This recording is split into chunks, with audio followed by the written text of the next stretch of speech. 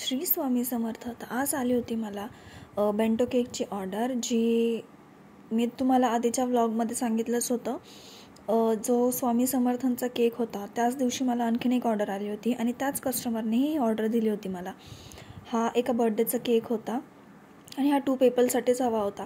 So त्यांनी मला bento केकच बनवायला सांगितला, फक्त हार्ट शेपमध्ये आणि रेड कलरमध्ये हवा होता त्यांना.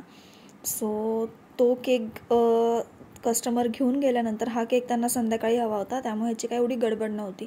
पण मी लगेच करायला घेतला हा केक, कारण आधीच करून ठेवला तर मग तो सेट झाला असता छान. सो मी आधीच करून ठेवला हा केक. तर तुम्ही पुढे बघू शकता की मी सर्कलला हार्ट शेपमध्ये कसं कन्वर्ट केलं, कारण एवढं छोटं हार्ट शेपचं जे मोल्ड असतं ते भेटणं खूप अवघड आहे.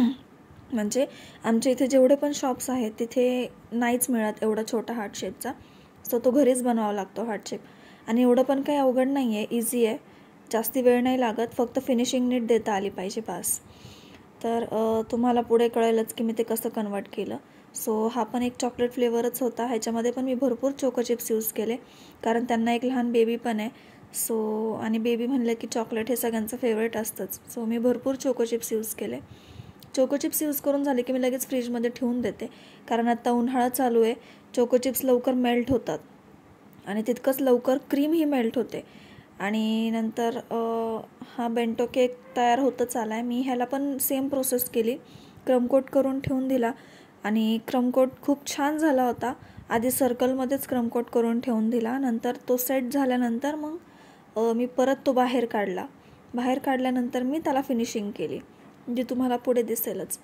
आता मी खाली बेस का नाही घेतला हा तुम्हाला प्रश्न पडला असेल, कारण हा केक मला फ्रीजमध्ये सेट व्हायला ठेवायचा होता आणि माझा बेस वेस्ट गेला असता.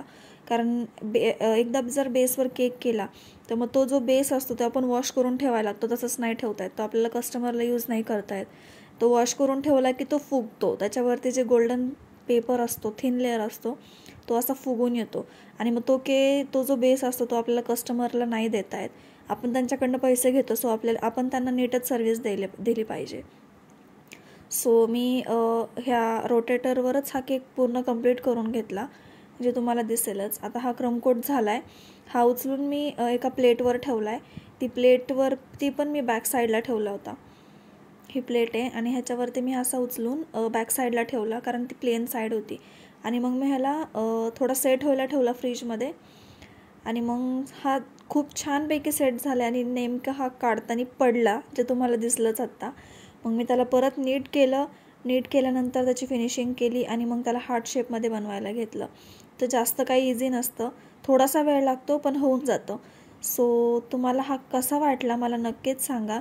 आणि असेच खूप सारे व्हिडिओज बघण्यासाठी मला सबस्क्राईब करून ठेवा, बेल आयकॉनवर क्लिक करून ठेवा, जेणेकरून तुम्हाला माझ्या व्हिडिओजची आणि शॉर्ट्सची नोटिफिकेशन येतील. आणि अजून तुम्हाला काही हवं असेल तर मला नक्कीच कमेंट करून मध्ये सांगा, मी तुम्हाला नक्कीच सांगेल. आणि सबस्क्राईब करायला विसरू नका. थँक्यू.